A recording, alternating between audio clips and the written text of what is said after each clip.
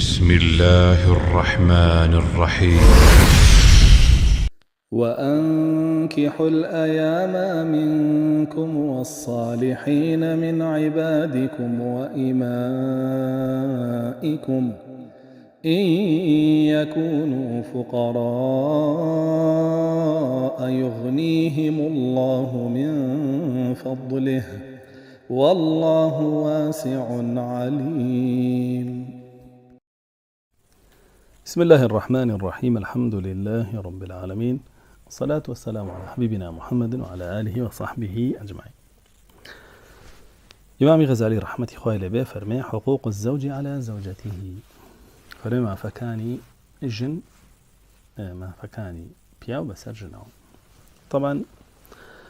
خواه قول لقرآن فرمي ولهن مثل الذي عليهن وللرجال عليهن درجة. أفرمي جن و پیاو مافیان بەسەر یەکتریەوە هەیە وەکو یەک ئیلا پیاوان نەبێ پلەیەک زیاتر مافیانێ. پیاوان پلەیەک زیاتر مافیان هەیە بەسەر ژنانەوە. ئیگنا ژن و پیاو هەردووکیان لەسەر یەکتری مافیان هەیە، بەڵام خوای پەروەردگارە فەرمێ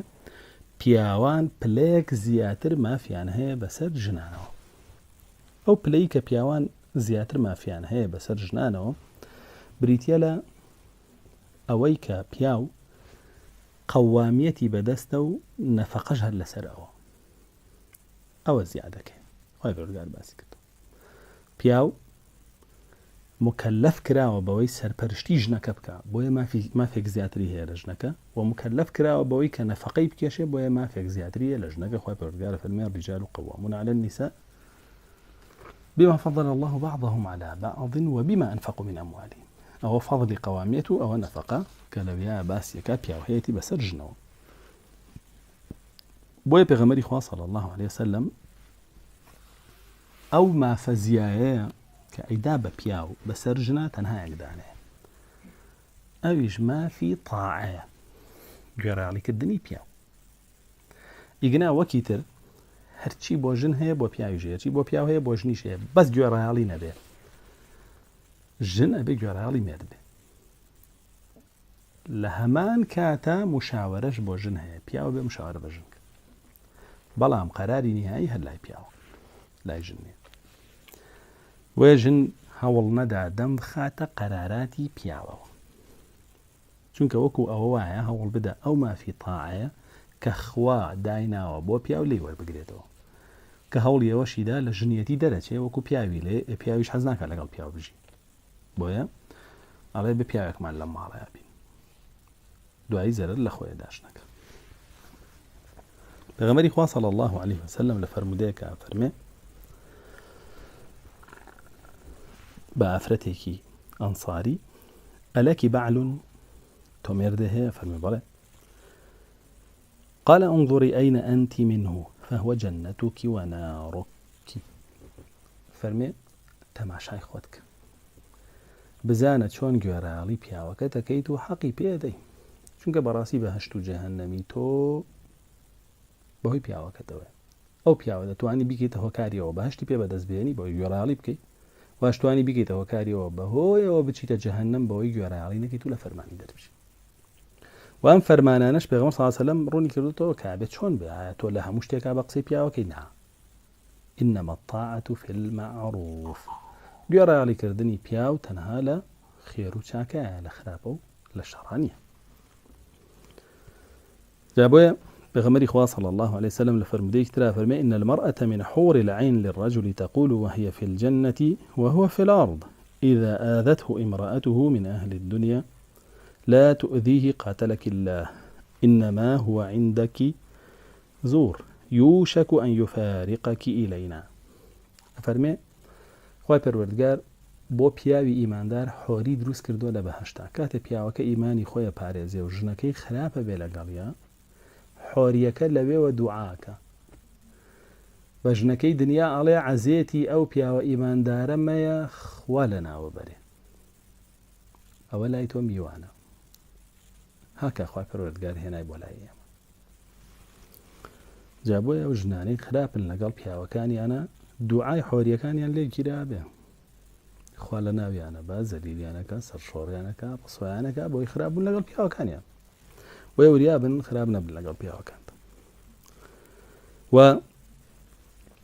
بۆچی خوای پەروەردگار قەوامیەتی بە پیاو داوە بە ژنی نەداوە بۆچی طبعا لەبەر چەند خاڵێک یەکەمیان خوای پەروەردگار لە ڕووی جەستە و لە ڕووی شێوازی هەڵسوکەوت و تەعاملەوە زبری و توندی داوە بە پیاو بۆیە توانێ بربەستەکانی ژیان ئاسان تێبپەڕێنێ خۆژنیش هەیە تێپەڕێنێ بەڵام پیاو تایبەت بۆ ئەوە دروست کراوە بەڵام ژن بە تایبەت بۆ دروست نەکراوە مەگەر ژنێک زۆر زەخت لە خۆی بکات تێبپەڕێنێ ئیگنا خۆنێ پیاویشمانەیە وەکو ژنە لە بەرامبەرە ژنێک لەو پیاوترە بگرە وەکو چۆن هەندێک ژنیشمان هەیە بەڕاستی لە پیاوترە جا بۆیە زۆربەی پیاو یا پیاو بەگشتی خوای پەروەردگار ئەو هێزوو توانایی پێداوە لە عەقلیشا و لە لەیشا و لە تەعاملیشا باشتر زاڵەوە بەسەر بربەستەکانی ژیانە و خاڵی دووەم لەبەرەوەی پیاو مکەلەفە بۆی سەرپەرشتی ژنەکە بکە و بیپارێزێت لە هەموو ناڕەحەتیەک بیپارێزێت لە هەموو دژمنکاریەک بیپارێزێت لە هەموو بەدڕەوشتیەک بیپارێزێت لە هەموو شتێک کە شایستەی جەهەنەمی بکە بەڵکو شایستەی باشتی بکە و خاڵی سێمیش لەبەرەوەی پیاو واجبە لەسەری نەفەقەی ژن و مناڵەکانیش بکێشە و ماڵیش بەڕێوە بەرێ جا بۆیە ئەگەر بێت و پیاو لە ڕووی مادی و معنەویەوە بکەوێ یعنی هێز و توانای ڕاگرتنی ماڵ و عائیلەی نەمێنێ و وردە ژنەکەی ئەو ئیشانە بگرێتە بەر کە ئەبێ پیاوەکە بیگرێتە بەر بەڕاستی ئەو پیاوەتی لە دەسەیە و ژنەکەی حەقی بێ بەسەریەوە و ئەبێ ئەو بە قسەی ژنەکەی ئەوە حەقیقەتەکە جا بۆیە لێرەوە ئەتوانین بڵێن یەکەم حەقی پیاو بەسەر ژنەوە کە ئەگەر پیاوەکە توانی بێتی قەوام بێ پیاو بێ بریتە لە حەقی تاع گوێڕاڵیکردنی مێرد خۆی بەرگارە فەرمێ ڕیجال و قەوامونە عەلە النیساء پیاوان ڕاگیرکەر و ڕاوەستێنەری ژنانن ئەوان کاروباریان ڕسوورێن نەبێن بەڕێوە بۆیە بێ بە قسەیان بکەن چونکە فەرمێ فەئین ئەطعنەکم ئەی ژنان ئەی پیاوان ئەگەر ژنەکانتان گوێڕایاڵیان کردن عەزێتیان مێن و خراپ مەبن لەگەڵیان ئەگەر گوێڕایاڵیان نەکردن ئەو وەختە نشوزیان کردووە وەکو چۆن لە نشوزا باسمان کرد بۆ شێوە تەعاملیان لەگەڵ کرد و پیاو ئەتوانێت کاتێک کە ژن گوێڕایاڵی ناکا و فەرمانەکان یشکێنێ ئەدەبی دابدا بۆ هەنگاوانی کە لە نشوزە باسمان کرد بەڵام کاتێک کە ژن صالحە بوو قانیتە بوو حافظ بوو ئیترە وەختە پیاو بۆی نییە دەسەڵاتی خۆی بەکاربێنێ بۆ چەوسانەوەی و عەزێت دانی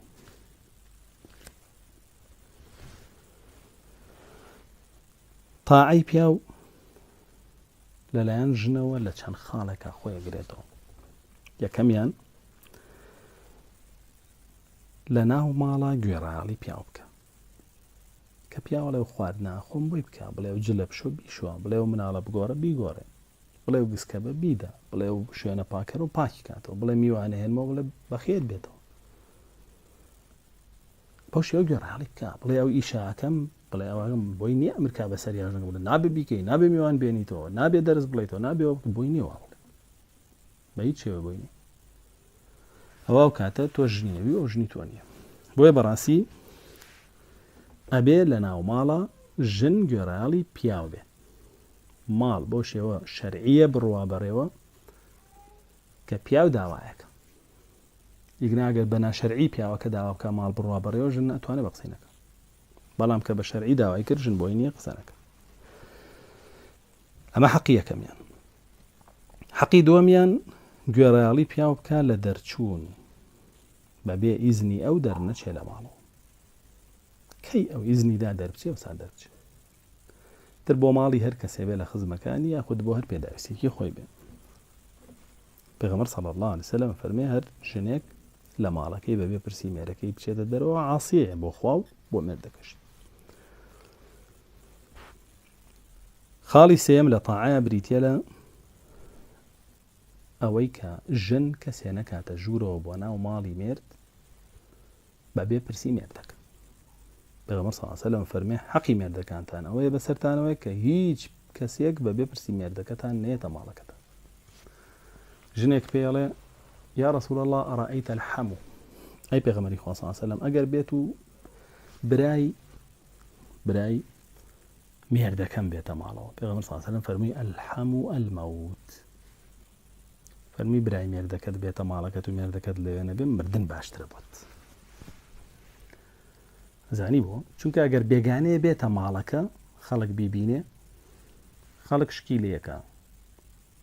ام بيگانه بو چه بلا اجنبتني على ماله بلا مگر براي ميردا كد خلق شكيله ناكا بو درگا كراوت ربوي بو بيغمر صلى الله عليه وسلم مردن باشتر وی به هیچ شێوێ دروست نییە پیاو بڕوە لەگەڵ خێزانی براکەی هەڵسوکەوت بکە و تەوقە بکە و دابنیشە و دەمەتەقێ بکە و بەعکسیشەوە پیاو بۆی نییە بڕوە لەگەڵ خوشکی ژنەکەی هەڵسوکەوت بکە و دەمەتەقێ بکە و ئەوە بەنسبەت ئەوە حەمەتە ئەویش بەنسبەت ئەوە حەمووە هیچی دروست نییە شەرعی نییە برا تەوقەکردن و دانیشتن و پێکەنین و حیلکە حیلک و ئەم بابەتانە حرامە هەندێک دەجال هاتوون بۆ خۆیان حەڵاڵیان کردووە بۆی بارەزی خۆیان دەستبازی بکەن لەگەڵ خوشکی ژنەکەشیانە وەکو بڵێ لە یەک کاتا دوو ژنیانەیە ئەو دەستبازی لەگەڵ خوشکی ژنەکەی کە لەگەڵ ژنەکەی خۆی نایکە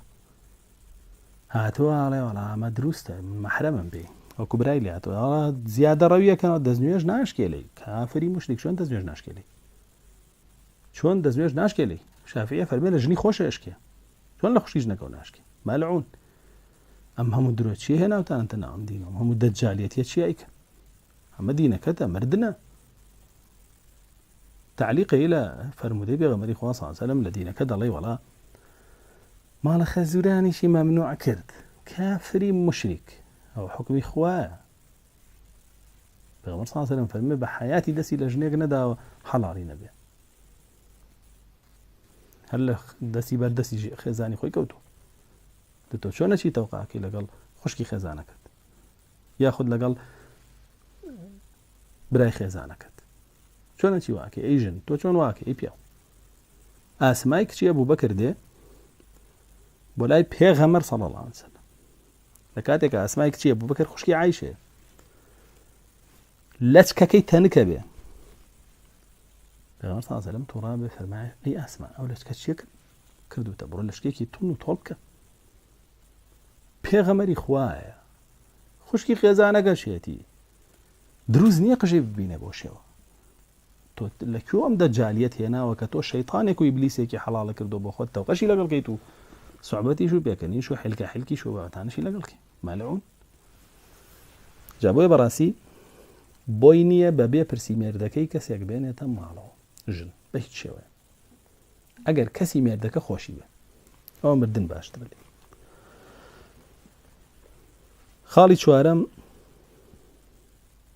گوێڕایەڵیکردنی مێرد لە خۆ ڕازاندنەوە و خۆپاکردنەوە و بابەتانێ مێردەکەی پێڵێ ژنەکە بۆ خۆت ناڕازێنیتەوە بێ خۆی بڕازێنێتەوە بۆ جل لەبەر ناکەی جوان نیتە بۆ تەکڕم لەبەریکە بێ لەبەریکە بۆچی خۆت پاک ناکەیتەوە دەموچاو ناشۆری قژشتت ڕێک ناکەی دایناهێنی موشت بە خۆتەوە لێ ناکەیتەوە بۆ خۆت ناشۆری جەستت بۆ پاک نییە بۆ بۆنت دێ حەقی پیاوە بێمانە ژن هەمووی بە قسەی بکاتیایە کە دواتر لە حەقەکانی ژنی شاباسیەکەین حەقی پێنجەم لە گوێڕایەڵیە بریتە لە حەقی خواردن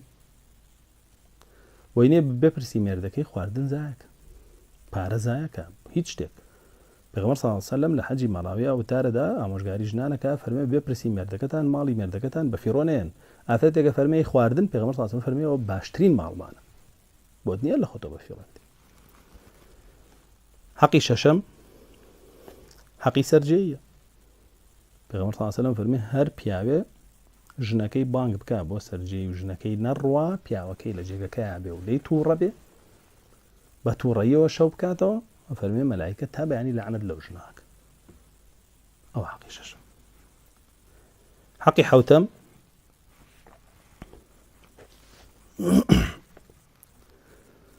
حەقی ڕۆژوگرتن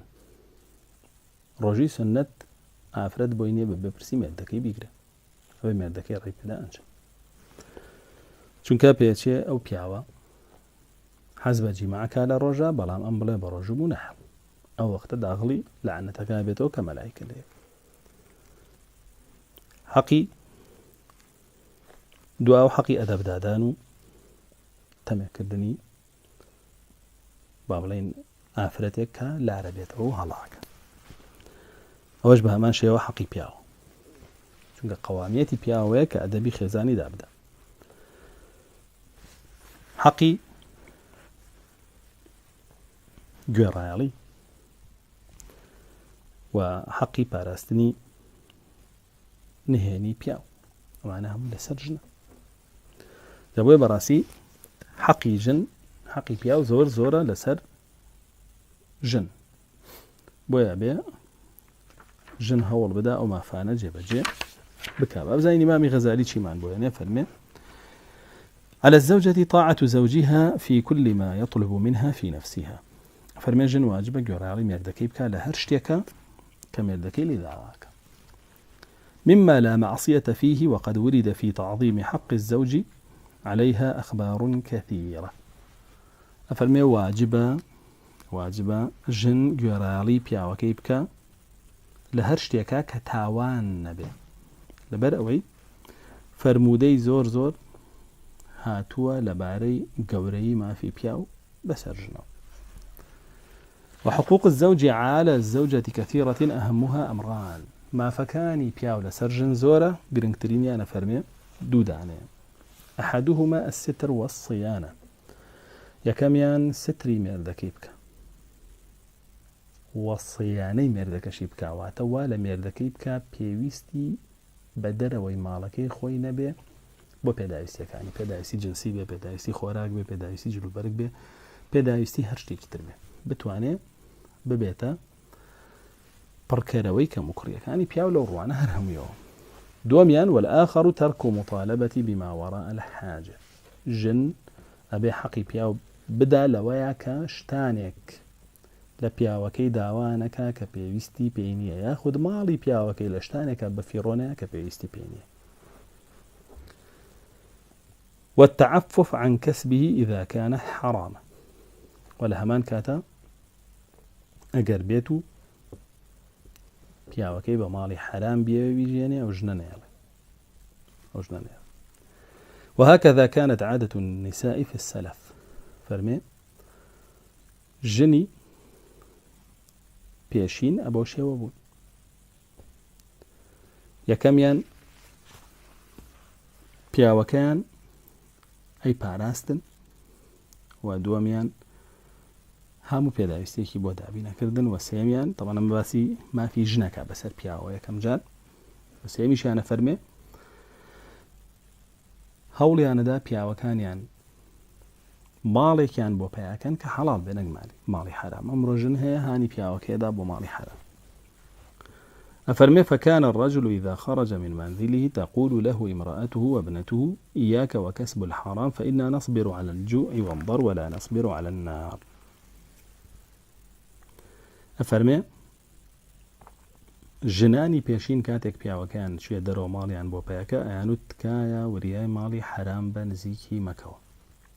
بەڕاستی ئێمە سەبرەگرین لەسەر برسێتی بەڵام سەبرمان پێ ناگیرێ لەسەر ئاگەر فاشان فرمي من الواجبات عليها أن لا تفرط في ماله بل تحفظه عليه فإن أطعمت عن رضاه كان لها مثل أجره فرمي إيكي تلا واجب كاني بياو بسر جنوة فرمي بريتيا لويك زيادة روينك لو مالايا كميردكي إخات بردستي زیادە ڕەوی نەکە ئافرەتی خراپی ناپاک هەیە هەر بە زۆرێ زەرەر لە مێردەکەی بە حتا بە مناڵەکانەڵێ شتەکانتان بشکێن بامۆکتان بۆتان بکڕێتەوە با پارەی پێ نەبێت یاخود ئەڕواتە دەرەوە شتەکڕێ بە ئارەزوی خۆی لە هەر شتێ 10 دانە و 15 دانە و 20 دانە و 5 دانە و 4 دانە بەبێ ئەوەی پێویستی بێی کڕێ و معاملەش ناکە لە بەرەوەی ماڵی مێردەکەی بەفیڕۆتە لەبێ فەرمێ بل تحفظه عليه فإن أطعمت عن رضاه كان لها مثل أجره بلكو بي بارزه واگر بيتو هر شتي ببخشه ل برزامندي مردكي فرمي أجر بو أي جنسري وكشان أجر بو مردكي نسري هو حديث صحيح مسلم السركة فرمي إذا أنفقت المرأة من طعام بيتها غير مفسدة كان لها أجرها بما أنفقت ولزوجها أجره بما كسبت فەرمێ هەر ژنێ لە ماڵی مێردەکەی ببەخشێ بە ڕێزامەندی مێردەکەی بەبێ ئەوەی زەرەر لە مێردەکەی بدا فەرمێ ئەجری بەخشینەکەی دەسەکەوە مێردەکەشی ئەجری پایکردنی ماڵەکەی دەسەکەوە پاشانە فەرمێ ومن حقها على الوالدين تعليمهما حسن العشرة مع الزوج من بەڕاستی دایک و باوکی کچ حەقە لەسەریان کچەکەیان نەسیحەتکەن و ئامۆژگاری بکەن و فێری چۆنیەتی مامەڵەکردنی لەگەڵ پیاوە بکەن نەک پیاوەکەی لاسو بکەن خوا پیاوە گۆڕەوازی دەبێن نازان ئەوە تەخبیبە لعنەتەکە ئەیگرێتەوە وەکو باسمان کرد كما روي أن أسماء بني خارجة الفزاري قال لابنته عند التزوج إنك خرجت من العش الذي فيه درجت فصرت إلى الفراش لا تعرفينه وقرين لا تألفينه فكوني له أرضا يكن لك سماء وكوني له مهدا يكن لك عماد وكوني له أمة يكن لك عبدا ولا تلحفي به فقلاك ولا تباعدي عنه فينساك إن دنا فأقربي منه وإن نأى فأبعدي عنه واحفظي أنفه وسمعه وعينه فلا يشمن منك إلا طيبا ولا يسمع منك إلا حسنا ولا ينظر إلا جميلا تماشا قصة جوانانا پیاوی پیاوانە کە کچ بەشوو ئەدا بەڕاستیە بێ بۆ شێوە بەشووی بدا ئەفەرمێ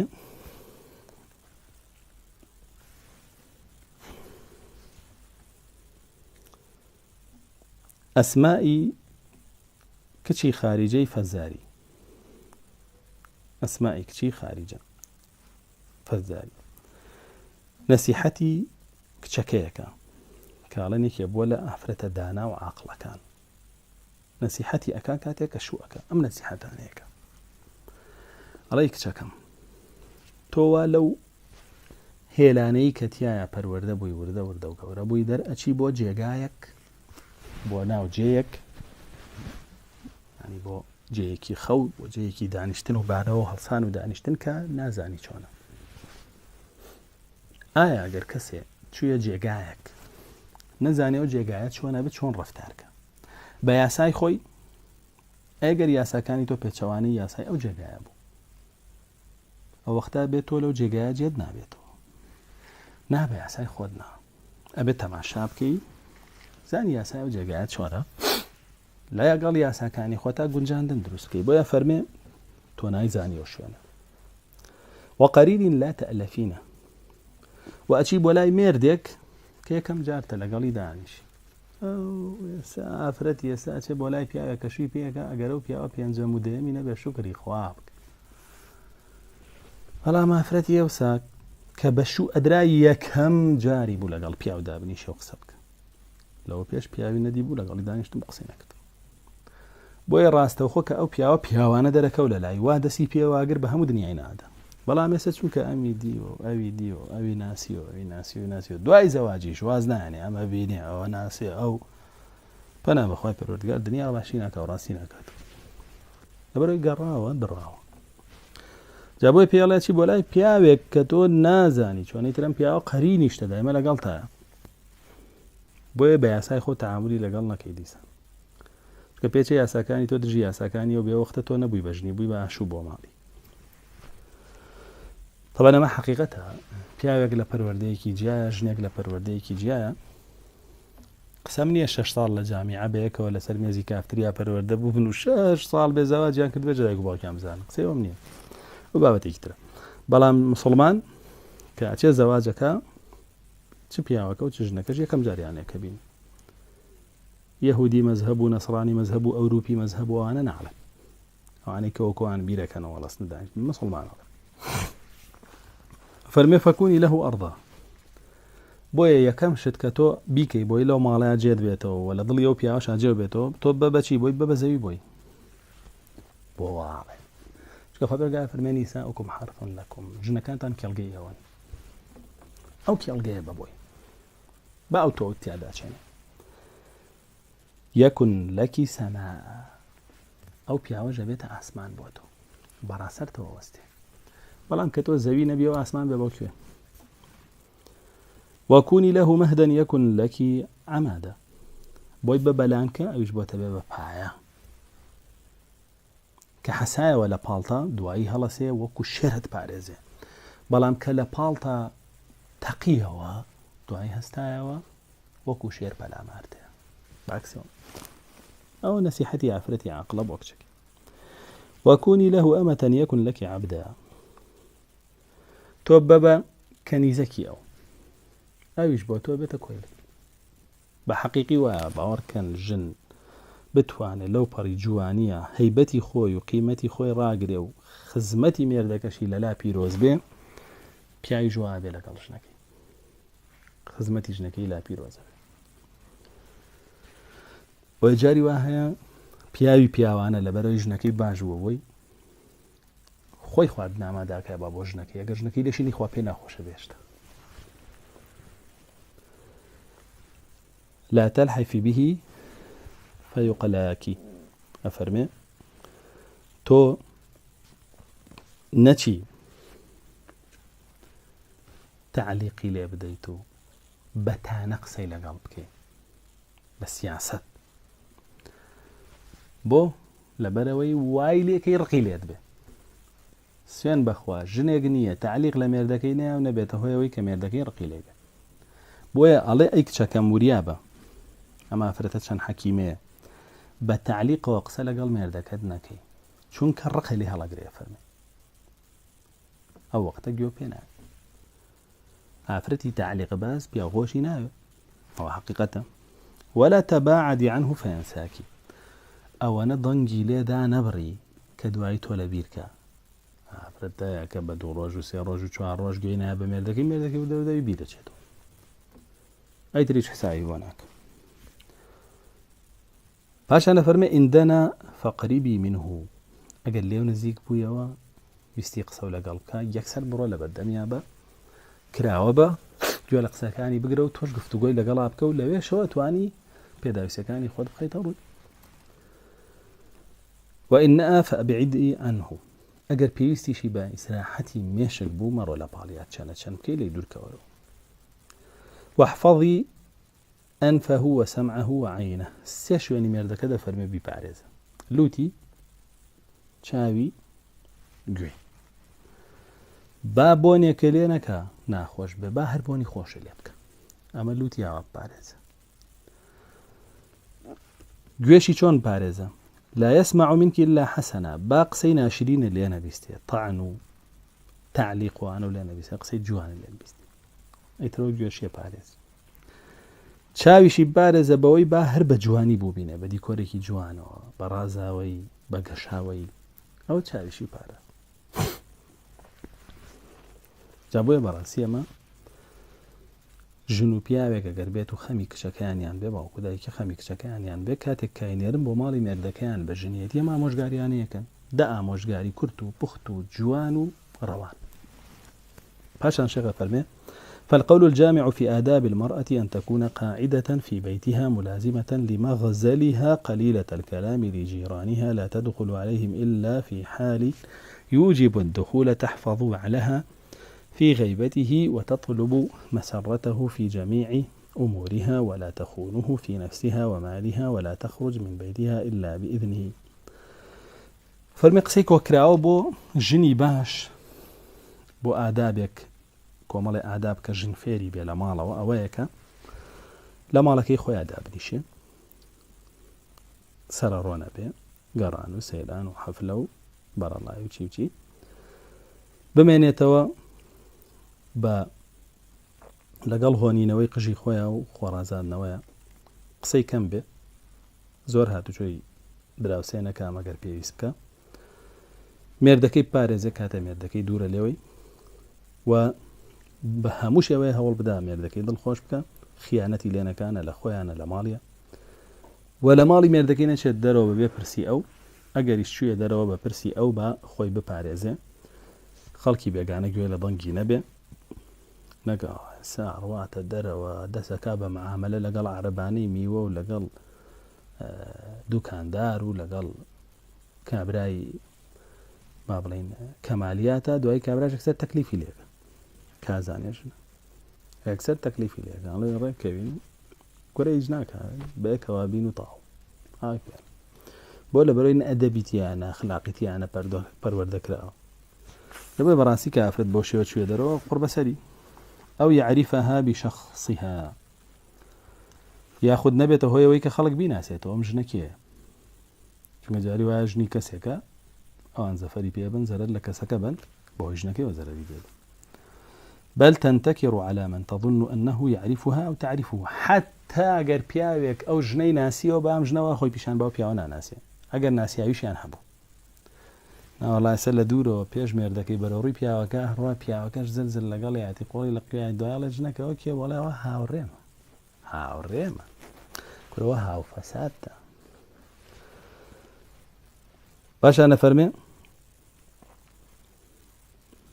وهمها صلاح شأنها وتدبير بيتها جنباش هموه واكيويا هموها ولاكيويا كاروباري خوي ركا ومالي خوي ركو بيكا مقبلة على صلاتها وصيامها يجو رجي خوي بارزة وتكون قانعة من زوجها بما رزق الله ورزقك مردكي بايكا قناعتك وتقدم حقه على حق نفسها ما في مردكي بيشخا بسر ما في خويا مشفقة على أولادها ببزيبيا برعنبر بمنالي خوي ومردكي حافظة للستر عليهم بردوام هول بدا ستري عن كاوب بيان باريزي قصيرة اللسان زماني كردبة عن سب الأولاد ومراجعة الزوج زور زمان درجينك برعنبر بمنالي كانوا هم برعنبر بمردكشي ومن آدابها أن لا تفاخر على الزوج بجمالها ولا تزدري زوجها لقبحه يكي كتلا آدابا كان يويا خوي بجوانتر نزاين لمردك أجر جوانتريش بو بوز لينا بس المردكي ومردكي بيزار كابو بابتانا ومن آدابها ملازمة الصلاح والانقباض في غيبة زوجها يكي كتلا آدابا كان بريتيا لويكا بردوام لقل شاكا كاريبه وخوي ببارزة لغيبة كردني مردكي والرجوع إلى اللعب والانبساط وأسباب اللذة في حضوره هو البدا مردكي دل خوشكا كراوبي لقل يقسي خوشي لقل كاو كراوبي ومما يجب عليها من حقوق النكاح إذا مات عنها زوجها أن لا تحد عليه مردك دواي مردني شي ما فيه بسرته بودني بروي لسرقو ركي لخوت بيتو شينو شابوركي تنها 4 مانگو دروش خو تگری ولو 4 مانگو دروجه نخود بون خوشکی تو نخود جوانکی و ما في مردك ده بسرتو بلغي بوفا بون تبوي وتلزم مسكن النكاح إلى آخر العدة خوب بارزي لمالكتان اشتدروتا عدك الطابع ومن آدابها أن تقوم بكل خدمة في الدار تقدر عليها يجي تلا آداب كان هيجن برعنبر بمردوية هرچی توانایی هبو هر چۆنێک بێ خزمەتی ماڵی مێردەکەی بکە ئەمانە کۆمەڵی ئاداب بوون شێخ باسی کردن لەگەڵەوانەیە کە خۆشمان باسمان کرد بەو شێوە ئەتوانین بڵین هەمووی ئەبێتە حەقەکانی پیاو بەسەر ژنەوە دەرسی دات و ئینشاءالله باسی کۆمەڵە بابەتی ترەکەین لەوانەش حەقی ژن بەسەر پیاوە الحەمدولله رب العالمین